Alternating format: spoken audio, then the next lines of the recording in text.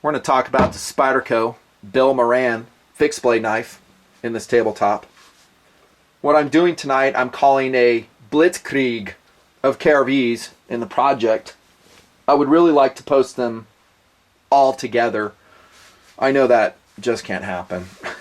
I wish it could, because then I could do another batch of knife reviews. I gotta trickle them out so the audience can keep up. It's just the way it is. Sorry. You guys are working too. I know how it goes. Busy career people. The weekends you guys do a better job of catching up. But anyways, this will be like review number 4 that I will have reviewed and filmed tonight. And I've had this knife for a very long time, as I do many of the blades that I'm getting around to. And I pretty much love it. I love this knife. And by the way, this KRV will be 12 minutes or less, guaranteed. If it keeps going, I'm just going to shut the camera off. Here's why I like it, and we'll jump right into philosophy of use. I think this is a very lightweight and capable fighting knife. Hey, but Nutton, you like the larger blades for that. Well, let me be real. I'm not a knife fighter, okay? I don't have the skill set. I never will develop that skill set. A select number of people will, like OJ, shown him on camera a lot. Most won't. That's not to say that an average person cannot use such a knife to defend their life. They could, and that's kind of where I'm going with it. So I'm not talking about two guys squaring off and going for it. That's not what I'm talking. I'm talking surprise, a knife comes out, maybe it's close quarters, that type of thing. That's when I think the blade will save your life and become a very valuable emergency defensive tool. I call it tactical. I know it's a dumb, well overused word, but this is to me, a lightweight fighting knife.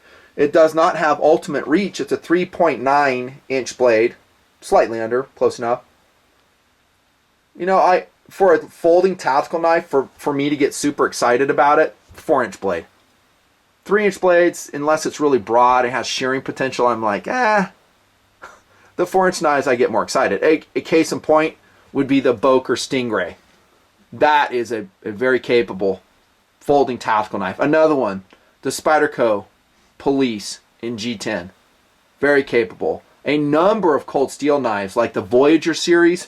Oh man, those are capable folding fighting knives. But maybe some guys don't like a folder for whatever reason. They want to have, and I'm just concentrating on tactical use right now, a fixed blade. I think this is a good option. There's all types of schools of thoughts on this. I'm talking defensive use of a fixed blade knife. What's the best steel? What's the best blade shape? What's the best blade length? I mean, the message boards are filled with all types of arguments and disputations on that exact subject. Don't expect a resolution anytime soon on that or any other internet argument for that matter. But according to my understanding, and I do want to represent this school of thought, as I've done in other KRVs, some no-kidding skilled knife fighters, kind of like OJ, I've shown him in the project, kind of like a shorter blade for defensive blade use. They can control it quicker. They can orientate the blade where they want to have it quicker. They can change grips with it quicker. They don't like a big blade. Personally, I'm not in that school of thought, but I don't do what they do. I just want to represent it. Okay, and that'll end, we'll just call it tactical POU. This knife really was designed as a Skinner, I think, by Bill Moran. This collaboration with Spyderco. And he's a well-known bladesmith in the blade world. I don't know him personally. Maybe one day I'll meet him. I love this blade. But I think when he put it together, it's like, hey, skinning knife. Which would explain the upsweep on it. It's full flat ground VG10 stainless steel, which I still like. VG10 does not hold an edge ultimately, but it does a good job. It's easy enough to sharpen. I love the blade shape though. Look at the tip on this thing, dudes. Very precise tip. It tapers. Just a beautiful blade shape. And I think more practically, skinning, absolutely. Some guys may not like the very abrupt tip, but I think the size really, and there's no places for guts and blood to crust into. I think it lends itself to a skinning knife really well. Maybe a lightweight camp knife, but I generally don't want this much upsweep on my camp blades. It's too purposeful for skinning for me in that application. EDC knife, absolutely. I've said in other videos that I generally don't run a fixed blade because of my equipment belt and other stuff I'm carrying. But some guys do. They love a fixed blade knife. If you're accessing the blade frequently, maybe this is a way to go. Flat ground, it's going to slice like a mofo. I mean, it's just going to slice so well, open packages, and do those daily EDC tasks perfectly. Collectible, gift knife, all that other stuff I said, good enough. How about weight, balance, and feel? This is a reason I'm super stoked on this knife. Together, it weighs less than a lot of folding knives of the same blade length, and some that are much shorter. 5.8 ounces total carry weight on the Bill Moran. That is super light, and I'm digging it totally. Going back to the philosophy of use discussion, it allows you to integrate it into so many systems. VG10 steel, we talked about that. Handle, ergonomic, no hot spots, anatomic to the hand. You can see it right there, at least in the forward grip. Now you're not going to have any guards to speak of. Maybe that would be something to discuss and consider if you have to put it in a defensive use. Could your hand come forward? Maybe. I don't know. But overall, I'll give a win to the handle. Interestingly, it's hard plastic here with rubber inserts. For this knife, I don't mind that. Other times, I kind of do. I think it's kind of obnoxious if it's too rubbery, but this is kind of like a Santoprene feel.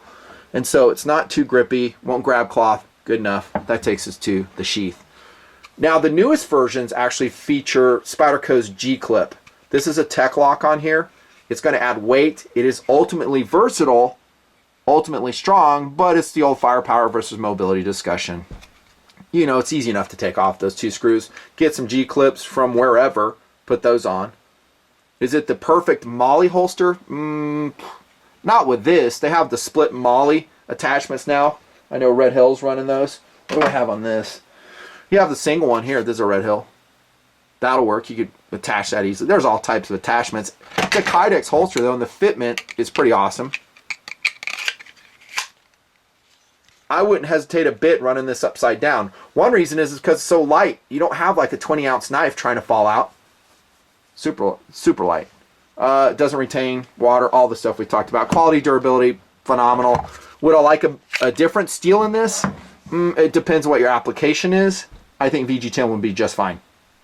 Just fine. I'm going to kind of wrap it up here since I am under a time constraint.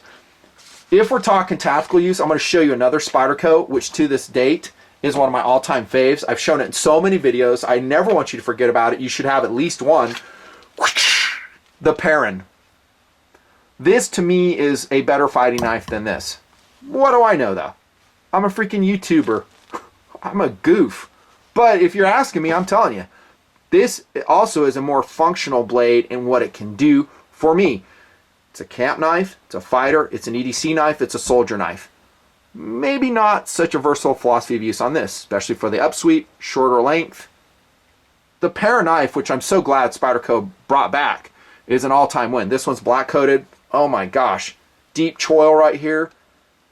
Perfect jimping, perfect sheath. It's right in this Molly adapter right now. Perfect handle. I mean, it weighs nothing. VG10 as well, flat ground. To me, it's a little bit more versatile knife. I love both of these knives. If I'm EDCing it every day, overall length is super important to me. The shorter, the better. I don't need a super long knife, and in that case, the Moran would win out between these two. And that's all I got to say. Done. Under 12.